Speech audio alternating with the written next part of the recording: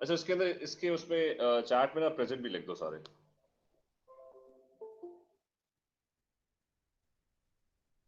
Just wait 1 minute, अभी भी लोग एंटर हो रहे हैं।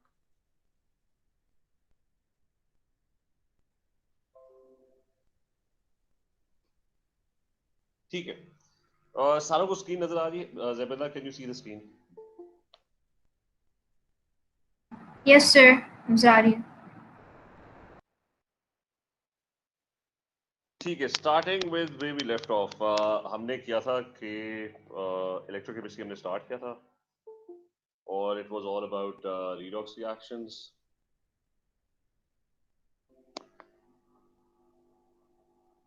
तो उसके अंदर हमने जो लास्ट चीज की थी रिडॉक्स, आप लोग करते आ रहे हो, ठीक है। So we going to just quickly go through कि रिडॉक्स क्या है, वो आप लोगों को पहले ही पता है, और उसके बाद हम मूव ऑन करेंगे इलेक्ट्रोकेमिस्ट्री में हमने पढ़ना क्या है, ठीक है। तो reduction and oxidation,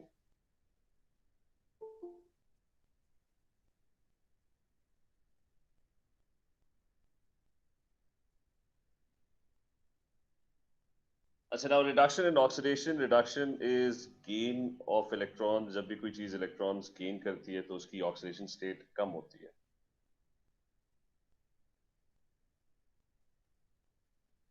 state decreases, and vice versa. Oxidation is a loss of electrons. तो ऑक्सीडेशन स्टेट इंक्रीज होती है, पॉजिटिव चार्ज ज्यादा होता है, इंक्रीजेस। अच्छा दोबारा रिपीट कर रहा हूँ, राइट प्रेजेंट अगर उसके अंदर इसकी गूगल मीट की चैट में। अच्छा सो रिडक्शन एंड ऑक्सीडेशन, ठीक है, you all aware of this. हमने last time balancing redox equation किया था, वो भी बस एक जल्दी से हम गो थ्रू कर लेते हैं कि for example if you have a reaction Fe2 plus और MnO4 माइनस वन का रिएक्शन है, और उसमें ना एसिड P डला हुआ H plus one, and they reacting to produce Mn2 plus and Fe3 plus water molecules. अच्छा दिस इज योर रिएक्शन। तो रिडॉक्स रिएक्शन के अंदर वन हमेशा दोनों चीजें इकट्ठे होती हैं, one thing gets reduced, the other thing gets oxidised. तो इसमें Fe2 प्लस जो है दैट इज लूजिंग इलेक्ट्रॉन्स, ठीक है, इट हैज लॉस्ट इलेक्ट्रॉन्स, उसकी ऑक्सीडेशन स्टेट इंक्रीज हुई है, and it lost exactly how many electrons, lost one electron, ठीक है। तो दिस इज ऑक्सीडेशन हैपनिंग। और फिर रिडक्शन है कि Mn यहाँ पे ना, अगर ऑक्सीडेशन स्टेट कैलकुलेट करो, ऑक्सीजन इज -2, तो -2, तो ये +7 होगा यहाँ पे, ठीक है। ये भी होपफुली सारों को आता होगा कि आप किस तरह निकालते हो ऑक्सीडेशन स्टेट। अगर मैं इस साइड पे निकालूं MnO4 -1 की, तो सारे individual charges they should add up to the total charge. तो Mn का नहीं पता, वो x है, oxygen would be -2 into 4 and the total charge is equal to -1. इसको अगर सॉल्व करोगे x comes out to be equal to +7। तो इस तरीके से आप ऑक्सीडेशन स्टेट कैलकुलेट करते हो, और ये सारों को पता होगा, लास्ट टाइम भी हम कर रहे थे, ओ लेवल से कर रहे हो। Mn goes from +7 to +2, which means कि Mn gains 5 electrons, ठीक है, it has exactly gained 5 electrons, +7 से +2। तो बैलेंसिंग रिडॉक्स के अंदर था कि आप हमेशा number of electrons gain and loss they must be equal. एक चीज ऑक्साइड होगी, दूसरी चीज रिड्यूस होगी, एक इलेक्ट्रॉन लूज करेगी, दूसरी इलेक्ट्रॉन गेन करेगी, but the number of electrons gain and loss they must be equal. Now how do you make them equal?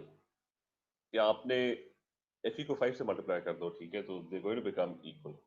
If you multiply Fe by 5, if you have 5 irons iron ions, तो the number of electrons gained and lost would become equal automatically, क्योंकि एक electron lose करे तो 5 Fe जो होंगे वो 5 electrons loose करेंगे, ठीक है, that's all you got to do. और बाकी इक्वेशन उसी तरह बैलेंस कर लो, ठीक है। तो सबसे पहले आपने नंबर ऑफ इलेक्ट्रॉन्स गेन और लॉस्ट इक्वल करने हैं, और फिर बाकी जिस तरह नॉर्मल इक्वेशन बैलेंस होती है उसी तरह। ऑक्सीजन 4 है तो यहाँ पे 4 वाटर मॉलिक्यूल्स हो जाएंगे, ठीक है, हाइड्रोजन 8 हो जाएंगे राइट साइड पे, so there will be 8 H plus 1 ions. तो जो चीज ऑक्साइड रिड्यूस नहीं हो रही उसको आप उसी तरह नॉर्मल तरीके से बैलेंस करते हो। अच्छा खैर, we going to Sir, could you please speak a bit louder? You're not audible. नहीं आ रही आवाज? अभी आ रही है? अभी आ रही है, थैंक यू सर। ठीक है। अच्छा खैर, ये इसके ऊपर तो प्रॉब्लम किसी को कोई क्वेश्चन नहीं होगा, ये हमने लास्ट टाइम भी किया था कि you have to make whenever there is a redox equation, तो you have to make the number of electrons gained and lost equal. तो ये हमने इक्वेशन बैलेंस कर लिया। अच्छा खैर, मूविंग ऑन, redox इक्वेशन से ना अब आगे हम थोड़ा मूव करें जो कि हमने A2 के अंदर पढ़ना है, एंड दैट इज कि ये redox इक्वेशंस आज तक जब भी आपने redox पढ़ा है ना, ये इक्वेशन बनी बनाई आपको मिली है, ठीक है, ये आपने खुद नहीं कंस्ट्रक्ट की, ठीक है। जितने भी ओ लेवल्स के क्वेश्चंस थे, एएस के क्वेश्चंस थे, redox इक्वेशंस वो बना के आपको ना दे देते थे। तो उसमें आपने सिर्फ ये करना होता था कि या तो आपको आपसे पूछते थे कि ऑक्साइजिंग एजेंट कौन सा है, रिड्यूसिंग एजेंट कौन सा है, कौन सी चीज ऑक्साइज हुई है, कौन सी चीज रिड्यूस हुई है, मतलब वो सिंपल सिंपल चीजें, इक्वेशन बनी बनाई आपको मिलती थी। नाउ द टास्क इज कि ये जो इक्वेशन है ये आई कहां से है, ठीक है। How do you construct this equation in the first place? How do you figure out कि अगर आपको ना सिर्फ सिर्फ और सिर्फ ये चीज दे दी जाए कि आपको बता दिया जाए कि Fe2+ है और MnO4-1 है, ठीक है, only this thing is given. तो द क्वेश्चन इज कि how do you figure out कि कौन कितने इलेक्ट्रॉन गेन करेगा, कौन कितने इलेक्ट्रॉन लूज करेगा। जो एंड रिजल्ट होगा MnO4-1 किस चीज में चेंज होगा, Fe2+ किस चीज में चेंज होगा, ठीक है। तो if you are given only this, so right now there is no way to figure out कि what would be the redox reaction, ठीक है। कोई भी अननोन चीजें, फॉर एग्जांपल टिन 2+ का रिएक्शन जो है ना वो हो रहा है Cr2O7 2- के साथ, तो डाइक्रोमेट 6 के साथ। तो right now you have no idea how to make a redox reaction, कि हमें क्या पता 10 2+ कितने इलेक्ट्रॉन गेन करेगा या लूज करेगा। We have absolutely no idea what's going to happen in this case. तो ये अब हमने सीखना है कि how do you construct redox reaction in the first place. ये पता कैसा लगता है कि कौन कितने इलेक्ट्रॉन गेन करेगा, कौन कितने इलेक्ट्रॉन लूज करेगा, एंड तो ये गोल है हमारा इसके अंदर, ठीक है, इलेक्ट्रोकेमिस्ट्री के अंदर। अब there's some redox reactions that you can predict. For example, कुछ आपने पहले से पढ़े हुए। One example is कि आपको पता है कि more reactive metal displaces a less reactive metal, ठीक है, you're already aware of that. अच्छा एक सेकेंड, कुछ लोग वेट कर,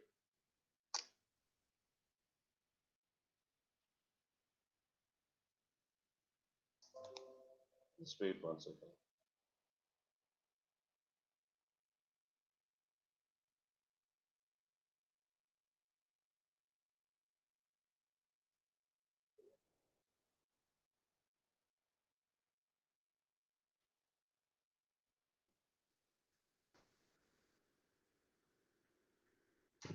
अच्छा चले, so the goal is to figure out कि कौन कितने इलेक्ट्रॉन्स गेन करेगा, कौन कितने इलेक्ट्रॉन्स लूज करेगा।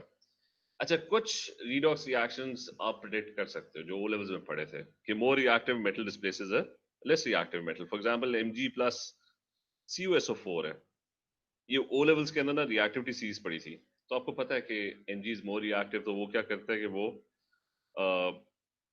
कॉपर को डिस्प्लेस कर देता है, it forms MgSO4 and copper changes into copper ions change into copper.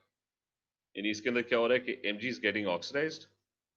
अगर इसकी आयोनिक इक्वेशन लिखें, you have copper 2+, दूसरी साइड पे there's Mg2+ and Cu। तो there's some reactions that you can actually predict. Okay, what's going to happen in those reactions? Mg changes to Mg2 plus, which means it gets oxidized. Copper ions change into copper, which means it gets reduced.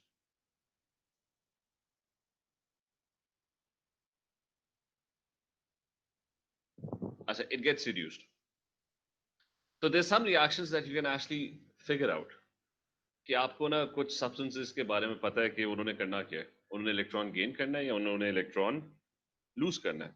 One example is, let's pick sodium. अब sodium is, you're already familiar with this, कि sodium क्या करता है. ठीक है, you know कि sodium is very reactive.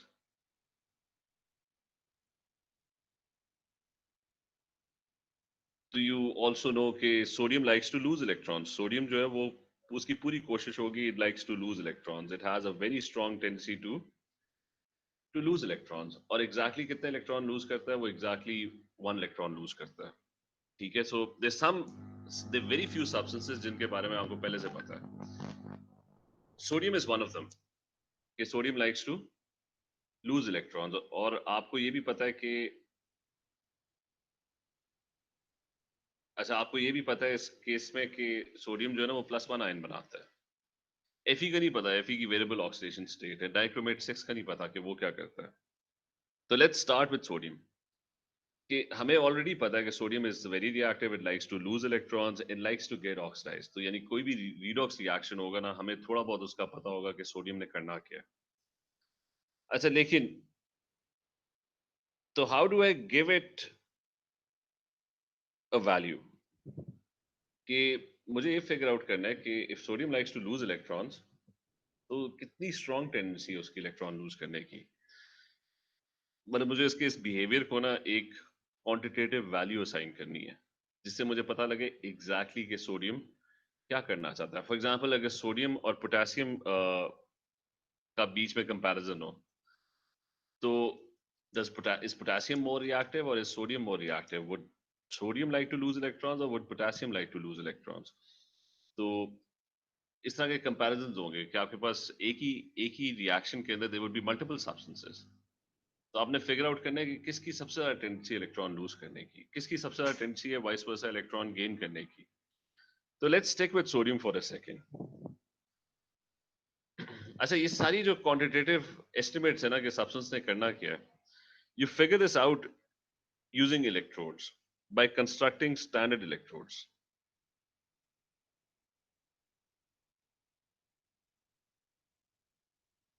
और ये किसी भी सब्सटेंस के लिए ना आप कंस्ट्रक्ट कर सकते हो स्टैंडर्ड इलेक्ट्रोड. स्टैंडर्ड इलेक्ट्रोड्स जो है ना वो आपको उस सब्सटेंस के बारे में ना वो इंफॉर्मेशन प्रोवाइड करेंगे जिससे आप रीडॉक्स रिएक्शन प्रेडिक्ट कर सकोगे. वो बताएंगे कि इसने इलेक्ट्रॉन लूज करना है, इसने इलेक्ट्रॉन गेन करना है.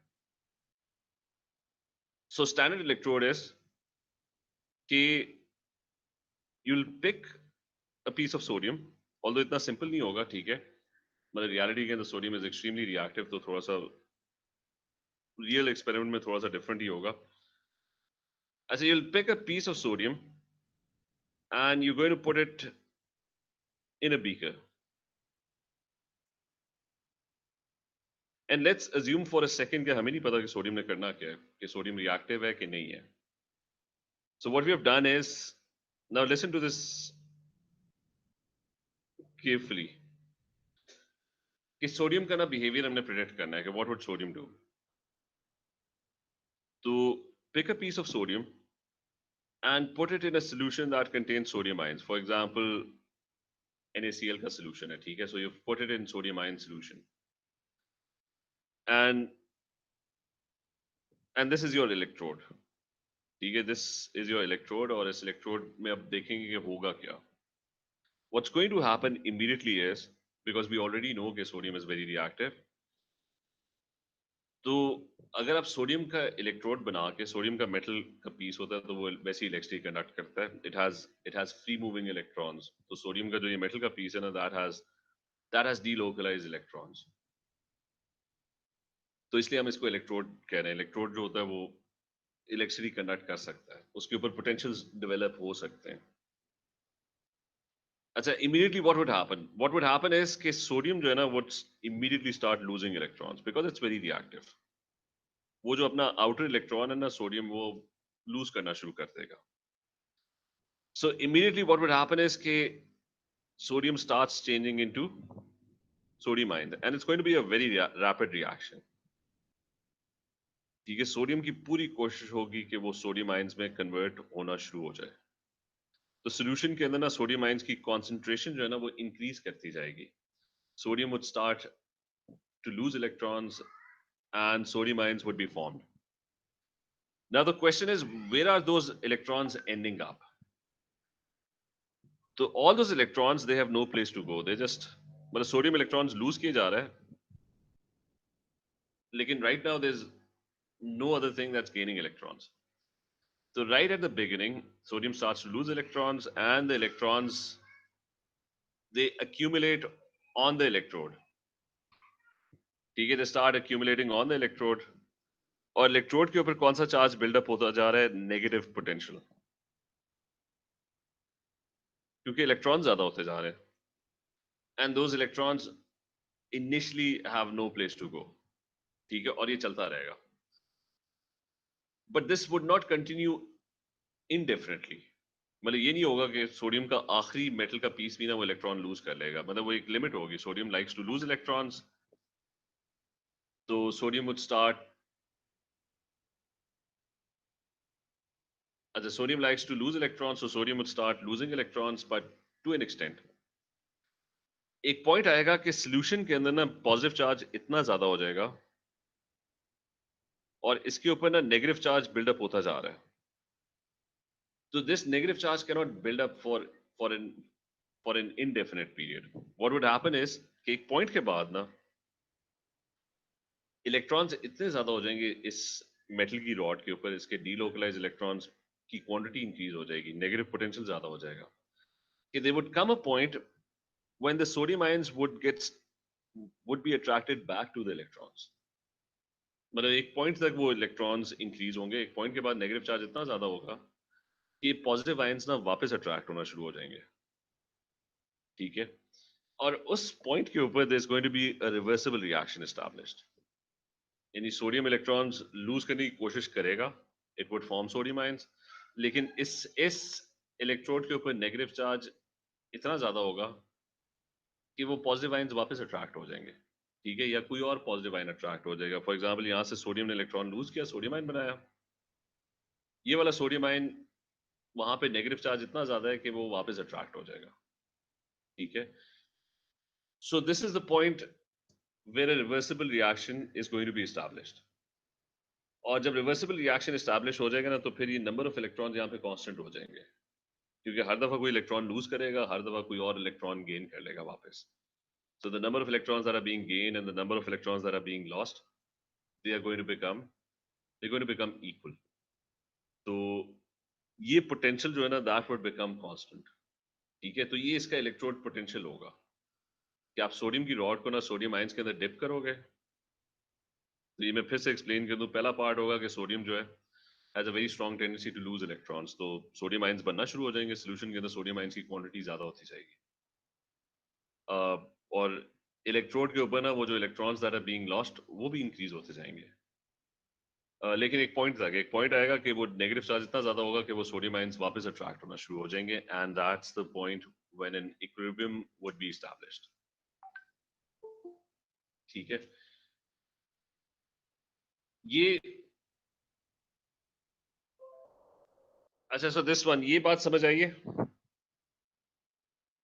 मतलब अभी तक? एनीवन, ये क्लियर है? Zebeda, is this clear? Yes, sir. Clear. ठीक है, अब इशू ये कि नेगेटिव पोटेंशियल ना अब चेंज नहीं होगा क्योंकि इट्स एन इक्विलिब्रियम. अब ये चेंज नहीं होगा. आप क्या करोगे कि you'll take a voltmeter और ये पोटेंशियल मेजर कर लो.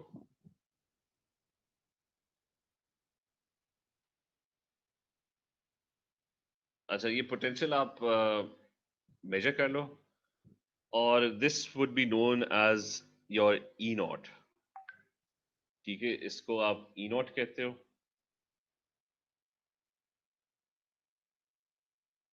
अच्छा, स्टैंडर्ड इलेक्ट्रोड्स की जो डेफिनेशन है ना, वो तो अभी बाद में करेंगे। मैं खाली अभी दो तीन चीजें पहले एक्सप्लेन कर दूं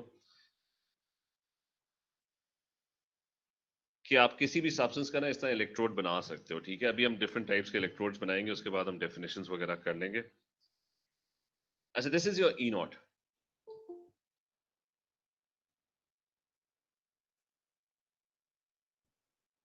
और E naught is your standard electrode potential. इसकी भी डेफिनेशन हम बाद में लिखेंगे। अच्छा, this is your standard electrode potential. इसकी वैल्यू जो है ना वो डेटा बुकलेट के अंदर गिवन है। इसकी जो वैल्यू गिवन है ना डेटा बुकलेट में, that's -2.71 volts. That is provided. तो वो गिवन है, this one.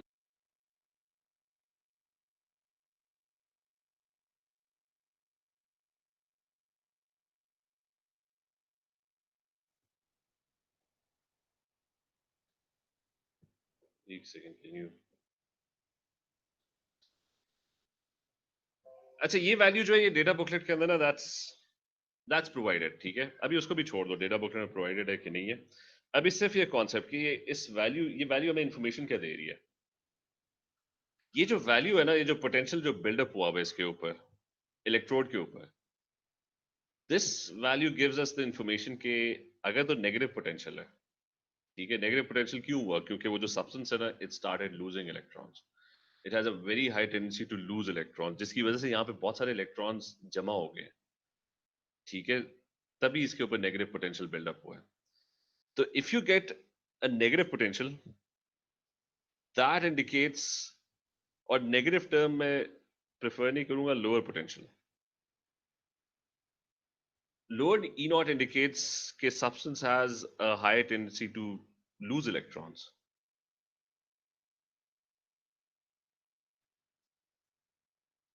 ठीक है, so it has a very high tendency to lose electrons. इसलिए वहां पे ना इलेक्ट्रोड के ऊपर ना ढेर सारे इलेक्ट्रॉन्स जमा हो गए, इकट्ठे हो गए। अब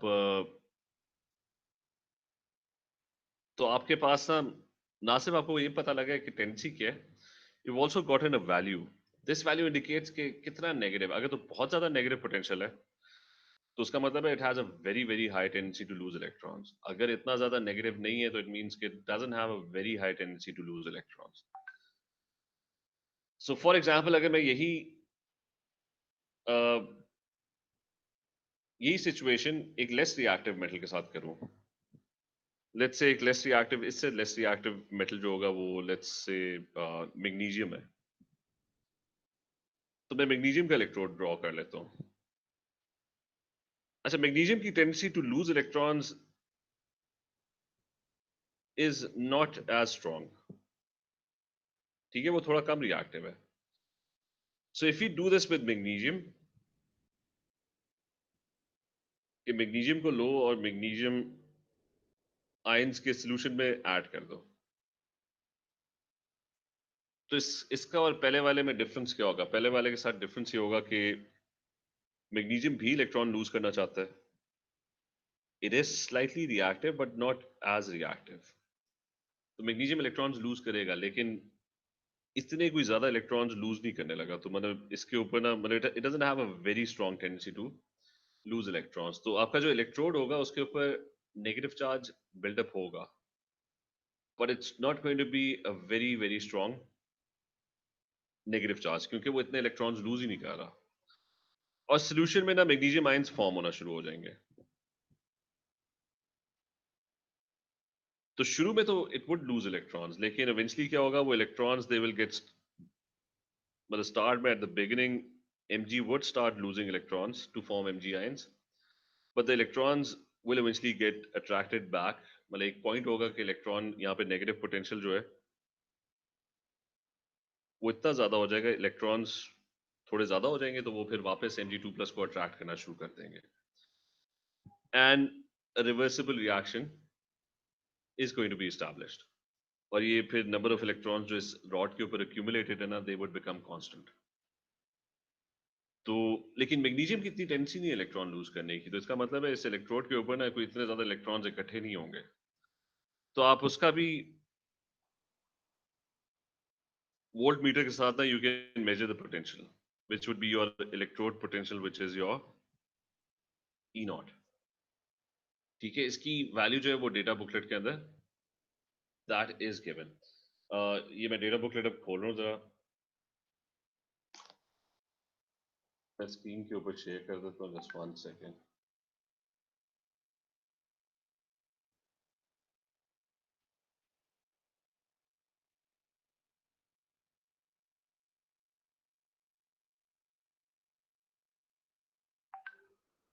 अच्छा एक second.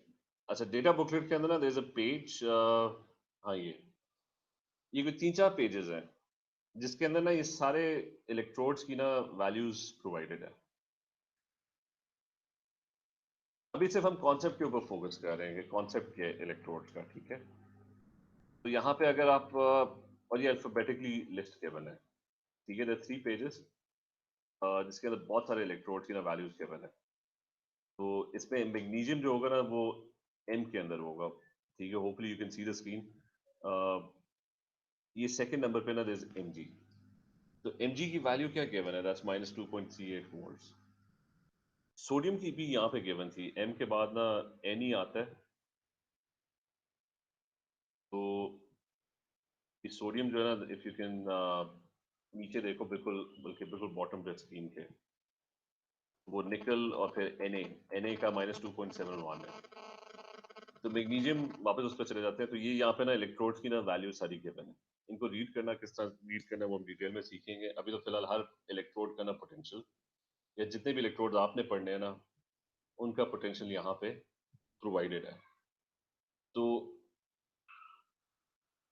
Coming back to the board, इसकी जो value that's given is -2.38 volts.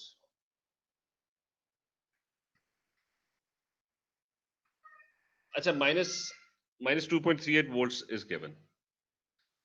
तो ये दो वैल्यूज अगर आप कंपेयर करो ना दोनों इलेक्ट्रोड्स को, तो द डिफरेंस इज कि ज्यादा नेगेटिव है। नेगेटिव का मतलब है सोडियम वाला ज्यादा नेगेटिव है, व्हिच मींस कि sodium has a much higher tendency to lose electrons compare to magnesium.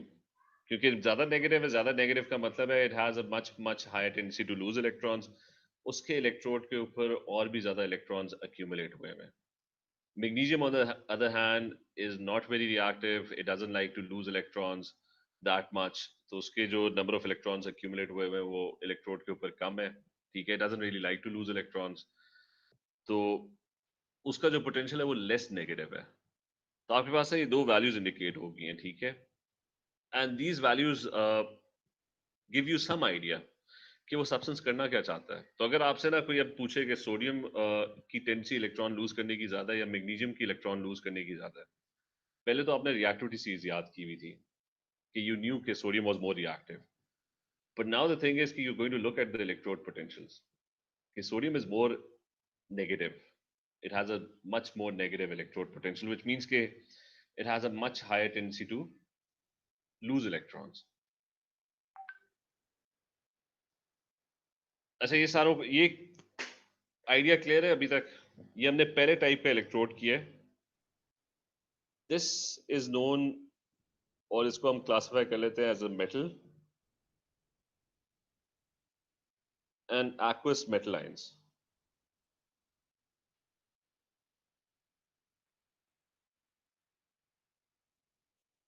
ठीक है, that's the first type of electrode.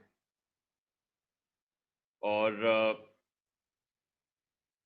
तो जब भी आपके पास आपने एक मेटल और उसके आयन के बीच में आपने फिगर आउट करना है कि मेटल इलेक्ट्रॉन लूज करना चाहता है कि नहीं करना चाहता, तो you make this type of electrode.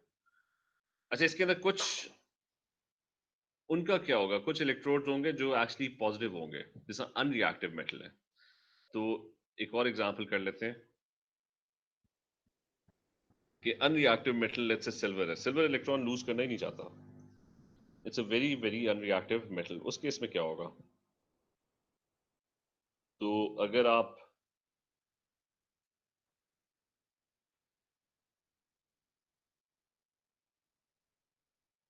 अच्छा, so you make a silver electrode,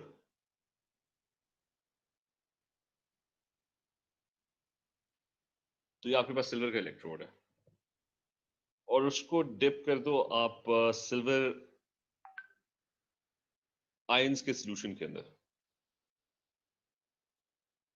for example silver nitrate में डिप कर दो. Now this metal is a very unreactive metal, जिसका मतलब है कि सिल्वर जो है it simply doesn't like to lose electrons. मतलब सिल्वर ये काम तो करना ही नहीं चाहता. ठीक है, this would probably not happen because silver doesn't like to lose electrons, it doesn't like to form silver ions. तो स्टार्ट के अंदर ना यहाँ पे कोई इलेक्ट्रॉन जमा नहीं होने लगा because silver is not going to lose electrons. ठीक है, it has no tendency to lose electrons. बल्कि उल्टा शुरू हो जाएगा काम. उसमें ये होगा कि सिल्वर आयंस जो है ना, they actually have a pretty strong tendency to actually gain electrons and form silver back again. यही रीजन थी कि सिल्वर इलेक्ट्रॉन लूज नहीं करता, क्योंकि जैसे ही वो सिल्वर आयन बनता है ना, silver ion has a very strong tendency to attract the electron, वापस सिल्वर बन जाता है. तो इस केस में ये वाला रिएक्शन शुरू हो जाता है कि सिल्वर तो इलेक्ट्रॉन लूज करना नहीं चाहता, लेकिन सिल्वर आयंस जो है ना वो actually electron, they have a very strong tendency to gain electrons. अब इनको इलेक्ट्रॉन चाहिए, वो इलेक्ट्रॉन आएंगे कहाँ से?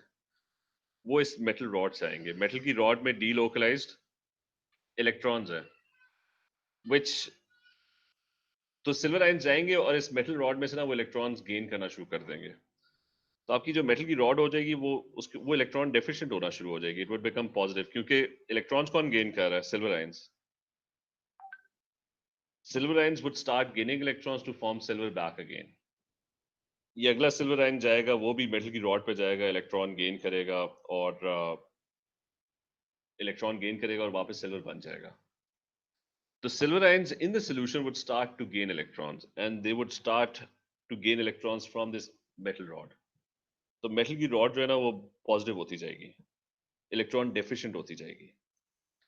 लेकिन उसकी इलेक्ट्रॉन डेफिशिएंसी भी ना एक पॉइंट तक जाएगी. एक पॉइंट आएगा वो इतने इलेक्ट्रॉन्स लूज कर चुका होगा कि वो सिल्वर एटम को पकड़ेगा और उससे ना वापस इलेक्ट्रॉन खींचना शुरू कर देगा, क्योंकि पॉजिटिव चार्ज की भी एक लिमिट होगी ना. एक पॉइंट तक पॉजिटिव चार्ज बिल्डअप होगा.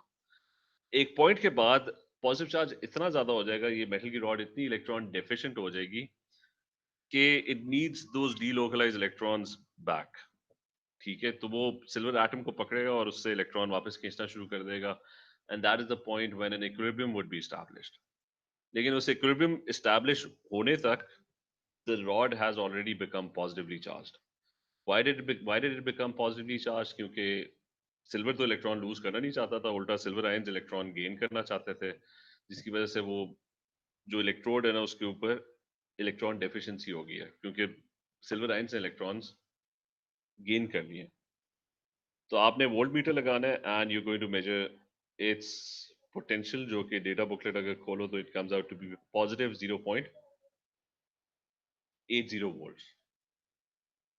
तो this indicates, higher potential indicates that instead of the substance losing electrons, it actually has a tendency to gain electrons.